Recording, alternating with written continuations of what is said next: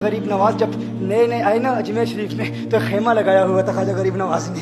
خیمے میں خواجہ غریب نواز عصر سے لے کر مغرب کے وقت تک روتے رہتے تھے. ایک نوجوان اجمیر سے باہر گیا ہوا تھا پڑھنے کے لیے, کچھ عرصے کے بعد واپس آیا اور اس خیمے کے قریب سے گزر ہوا اور گزرا تو رونے کی آواز آئی. فوراً دیکھتا ہے کہ خواجہ غریب نواز رو رہے ہیں, ابھی غیر مسلم ہے, اسلام قبول نہیں کیا. فوراً گھر جاتا ہے, ماں سے پوچھتا ہے, ماں یہ مسلمانوں کا گرو کیوں روتا ہے, مسلمانوں کا بابا کیوں روتا ہے؟ میں ہر روز گزرتا ہوں, عصر سے مغرب کے مابین جو وقت ہے یہ روتا ہے. ماں نے کہا جاؤ اس سے پوچھ لو کیوں روتا ہے. وہ نوجوان خواجہ غریب نواز کے خیمے کے اندر آیا, کہا بابا میں ہر روز یہاں سے گزرتا ہوں, آپ کے رونے کی آواز آتی ہے, بتائیے آپ کیوں روتے ہیں؟ کہا جاننا چاہتے ہو میں کیوں روتا ہوں؟ میں نے ایک مدت اپنے مرشد کے ساتھ گزاری ہے, مرشد کی خدمت میں گزاری ہے, مجھے اپنے پیر کی یاد رلاتی ہے, پیر کی یاد رلاتی ہے. میں عصر سے مغرب کے وقت تک اپنے مرشد کی یاد میں روتا رہتا ہوں. اس نوجوان نے کہا اچھا میں نے تو سنا تھا کہ انسان کو جب درد ہوتا ہے, تکلیف ہوتی ہے تو تکلیف انسان کو رلاتی ہے, آپ کو تو محبت ہے,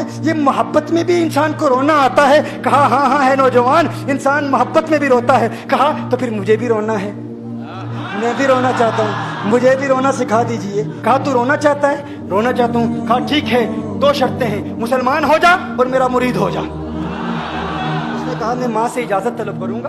ماں کے پاس گیا اجازت لینے کے لیے. ماں نے کہا تو ضدی ہے, جب تو ارادہ کر لیتا ہے, جو ارادہ کرتا ہے تو پورا کرتا ہے, جا جو کرنا چاہتا ہے کر لے. خواجہ غریب نواز کے بارگاہ میں حاضر ہوا, عرض کرتا ہے بابا میں پھر مسلمان ہونا چاہتا ہوں, مجھے مرید کر لیجئے. خواجہ غریب نواز نے مرید کر لیا, خواجہ غریب نواز کا مرید ہو گیا. اب خواجہ غریب نواز نے کہا اب وقت سارا میرے ساتھ گزرے گا, ناشتے کے وقت خواجہ غریب نواز کے ساتھ, سحری کے وقت خواجہ غریب نواز کے ساتھ, سحر کے وقت خواجہ غریب نواز کے ساتھ, پورا دن اسے خواجہ غریب نواز کے قرب کی کچھ ایسی عادت ہو گئی, خواجہ غریب نواز کا دیوانہ ہو گیا, ان کا عاشق ہو گیا. کچھ عرصہ گزرا, خواجہ غریب نواز نے فرمایا اب تیرے لیے 3 دن کی چھٹیاں ہیں, 3 دن کے لیے چھٹیاں ہیں, 3 دن کے لیے چلا جا.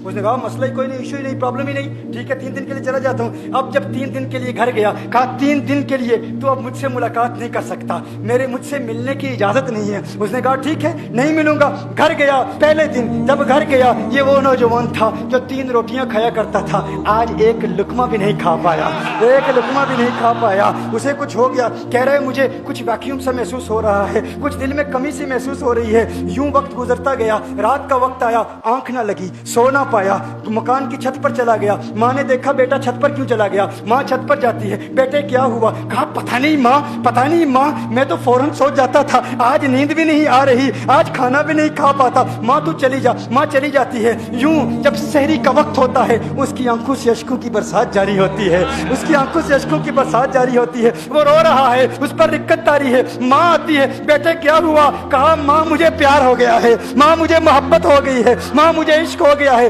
جا غریب نواز کے پاس, کہا مجھے بلا لو. اب یہ جدائی برداشت نہیں ہوتی, اب مرشد کی جدائی برداشت نہیں ہوتی. ماں فوراً خواجہ غریب نواز کی بارگاہ میں حاضر ہوتی ہے. کہا میں نہیں جانتی ہے مسلمانوں کے بابا, تو نے میرے بیٹے کو کیا دے دیا, تمہارا تعلق نہیں سمجھ پاتی, تمہارا رشتہ نہیں سمجھ پاتی, لیکن وہ تو رو رہا ہے, کہتا ہے واپس بلا لو. خواجہ غریب نواز نے کہا نہیں نہیں ابھی وقت نہیں ہے, میں اپنی زبان میں کہتا ہوں. گویا کہ خواجہ غریب نواز نے کہا ہوگا ابھی تو ابتدائی عشق ہے, روتا ہے کیا, آگے آگے دیکھ ہوتا ہے کیا. تیری تمنا تھی, تیری خواہش تھی کہ محبت میں رونے کی عادت ہو جائے, ابھی تو ابتدا ہے. ماں کو واپس بھیج دیا, کہا واپس چلی جا. اسے کہا ابھی اجازت نہیں ہے, وہ واپس چلی جاتی ہے. بیٹے کو بتاتی ہے کہ ہے میرے بیٹے, وہ تو اجازت نہیں دے رہا. کہا ماں سن لے, اب اگر نہ بلایا تو میں مر جاؤں گا, یہ محبت مجھے مار ڈالے گی. ماں اگر مجھے زندہ دیکھنا چاہتی ہے تو میرے مرشد کو راضی کر لے, میرے مرشد کو بتا دے اب یہ جدائی برداشت نہیں کر سکتا.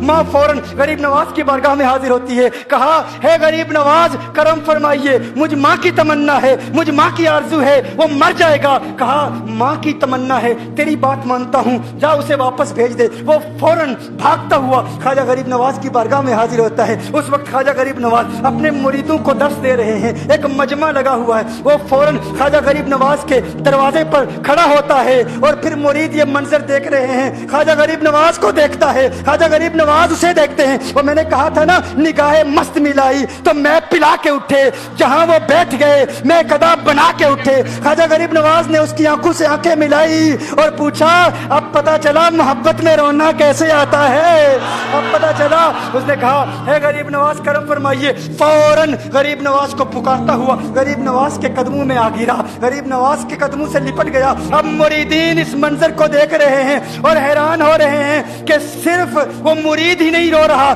सारे मुरीद रो रहे हैं, इस प्यार के रिश्ते को देख रहे हैं। और फिर एक अजीब और गरीब मंजर, ख्वाजा गरीब नवाज ने कहा, आज रात तूने खाना खाया था? कहा नहीं खाया था, नहीं खाया था। ख्वाजा गरीब नवाज ने फरमाया, मैंने भी नहीं खाया था, मैंने भी नहीं खाया था, मैंने भी नहीं खाया था। फिर ख्वाजा गरीब नवाज ने फरमाया, आज रात सोया था? कहा नहीं सोया था। कहा आंख मुझे भी नहीं लगी, नींद मुझे भी नहीं आई। ये मंजर सब मुरीद देख रहे हैं, वो मुरीद भी रो रहा है और ख्वाजा गरीब नवाज की आंखों में अश्कों की बरसात जारी है। ये वो रोने वालों का मकाम है।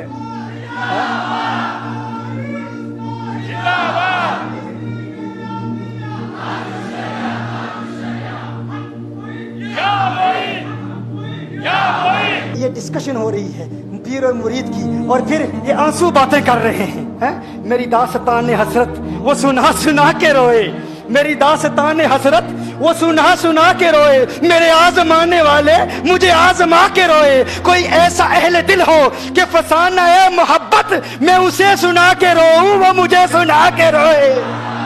मैं उसे ये रोने और हम रोने पे आ जाएं तो दरिया ही बहा दें।